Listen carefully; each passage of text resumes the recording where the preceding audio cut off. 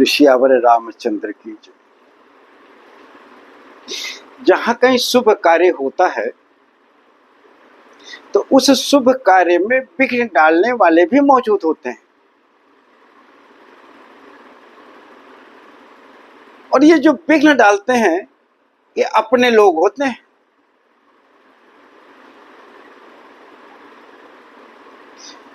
नारद जी के श्राप के समय भगवान श्री हरि ने देवताओं से कहा था कि मैंने नारद जी के श्राप को अंगीकार किया है। सब लोग वानर वेश में अवतार लें और जब मैं राजा दशरथ जी के यहाँ जन्म लूंगा तो सब लोग साथ फिर मिलेंगे और भूमि का भार हरण करने में सब लोग सहायता करेंगे। लेकिन अयोध्या में भगवान राम के राजा बनने का जब समाचार होता है, अयोध्या जब सजती है, जब यह तय हो जाता है कि कल स्वर्ण सिंहासन पर राम और सिया साथ बैठेंगे और राज्याभिषेक होगा, तो सबसे बड़ी जो हानि दिखाई दे रही थी वो देवताओं को। उनका अपना हित था, पृथ्वी का भार हरना था, दुष्टों का संहार करना था, राक्षसों का विनाश होना था। देवताओं की स्तुति एक प्रकार से बंद थी। रावण ने सारे देवताओं पर अधिकार प्राप्त कर लिया था।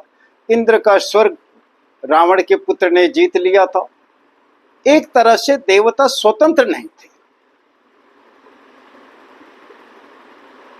कुछ लोगों को अपनी आजादी बहुत प्रिय होती है और उस आजादी को हासिल करने के लिए वो किसी भी शुभ कार्य में कहीं भी किसी भी तरह से विघ्न डालते हैं। ये अपना स्वार्थ पूरा करना चाहते हैं। इनसे दूसरे की खुशियां नहीं देखी जाती, दूसरे का सुख नहीं बर्दाश्त होता है। इनको अपना काम होने से मतलब होता है। इनका कार्य अगर हो जाता है तो बाकी दुनिया से इनका कुछ लेना देना नहीं। हमारे यहाँ समाज में भी ऐसे लोग मिलते हैं। किसी न किसी के शुभ कार्य में किसी न किसी रूप का विघ्न अवश्य डालते हैं। देवताओं को भी इस राज्याभिषेक में विघ्न डालना था। उन्होंने भी मां शारदा को इसके लिए चुना। मां शारदा ऐसा तो कतई नहीं चाहती थी भगवान राम का राज्याभिषेक ना हो, उसमें विघ्न पड़े और उसका कारण मां शारदा की जीवा से हो, उनकी प्रेरणा से हो। ये तो मां शारदा को कतई पसंद नहीं था। लेकिन जो ये चालाक लोग समाज में होते हैं ना, ये सहृदय व्यक्ति को, दयालु व्यक्ति को ही चुनते हैं और उन्हीं से अपने दुर्बुद्धि का कार्य सिद्ध कराते हैं। देवताओं में इंद्र देवताओं के राजा थे। मेघनाद से पराजित भी इंद्र ही हुए थे। उन्हें तो इसका बदला लेना था। यह अपमान राजा इंद्र के हजम नहीं हो रहा था। मां शारदा की स्तुति करते हैं, मां शारदा को आगे करते हैं कि हे मां, यदि आप मेरी मदद नहीं करेंगी, यदि आप ये प्रेरणा नहीं देंगी अवध में किसी को कि राम का राज्याभिषेक ना होने पाए, उनका वनगमन हो, तो हम देवताओं का कार्य पूर्ण नहीं होगा। मां शारदा इसका कारण नहीं बनना चाहती, लेकिन देवताओं के अनुरोध पर बनी। समाज में हमेशा यह याद रखिए कि कहीं दुष्ट पुरुष आपको किसी गलत कार्य के लिए प्रयोग ना करने पाए, यह सतत प्रयास रखिए और हमेशा सचेत रहिए। दुष्ट पुरुषों की मृदुभाषिता से, उनके अभिनय कला से, उनके आदरपूर्ण शब्दों से हमेशा सतर्क रहना चाहिए। समाज में जो चतुर लोग हैं वो अपने कार्य सिद्धि के लिए कब आपका प्रयोग कर लेंगे, कब आप पर लांछन लगा देंगे, कब आपसे किसी की हत्या करा देंगे, या आप जान भी नहीं पाएंगे। और ये मोटिवेट बहुत बढ़िया करते हैं,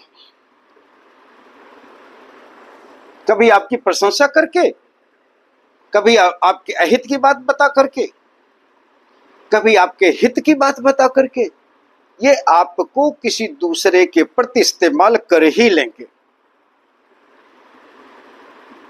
विवश मां शारदा देवताओं के कार्य करने के लिए अयोध्या जाती। उन्होंने अयोध्या को पूरा भ्रमण किया, लेकिन उन्हें अयोध्या में कोई भी ऐसा व्यक्ति नहीं मिला जो कुविचार से हो।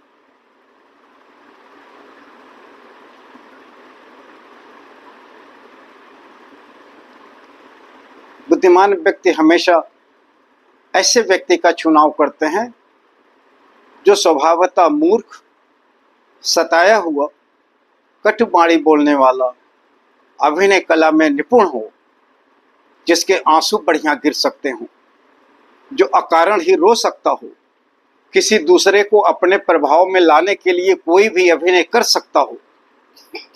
ऐसे ही लोगों का चुनाव समाज करता है। अयोध्या में भी मां शारदा को मंथरा मिली थी। यद्यपि राम के राजा बनने से मंथरा को कोई हानि या लाभ सीधी तौर पर नहीं था, लेकिन वो स्वभावतः दासी थी। जो दासी है वो किसी को महारानी या रानी बनते हुए देखना तो नहीं पसंद करती है।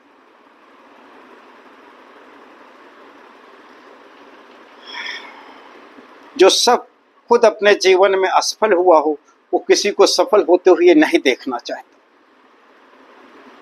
जो कभी जीवन गरीबी में बिताया हो, वो अपने मित्रों को धनवान बनते हुए देखकर खुश तो नहीं होना चाहता।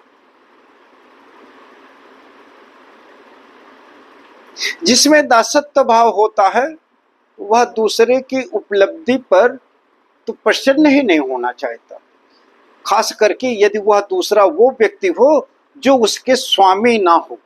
यदि उसका स्वामी ना हो तो दूसरे का हित उसे पसंद नहीं आता। भक्तजनों,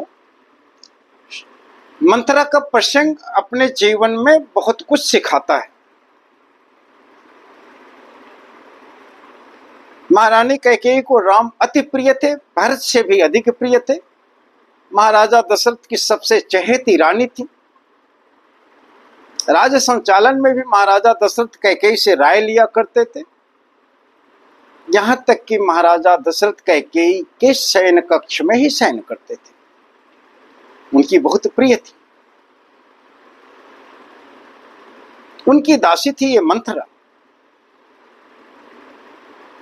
मंथरा ने कैकेयी को कैसे बरगलाया, कैसे अभिनय किया, कैसे झूठे आंसू बहाए, कितनी निपुणता से उसने बात की, इन बातों को आपको अवश्य सुनना और समझना चाहिए, ताकि ऐसे दुष्ट व्यक्तियों की पहचान आप समाज में कर सकें। हम इसको अपने अगले वीडियो में बताएंगे कि मंथरा ने क्या क्या अभिनय किया था महारानी कैकेयी को उनके चहेते पुत्र राम से के विरोध में ले जाने में। यह प्रसंग आपके लिए बहुत ही अनुकरणीय होगा। अगला जो हम वीडियो डालेंगे उसमें हम इसको विस्तृत चर्चा करेंगे। तब तक के लिए प्रणाम।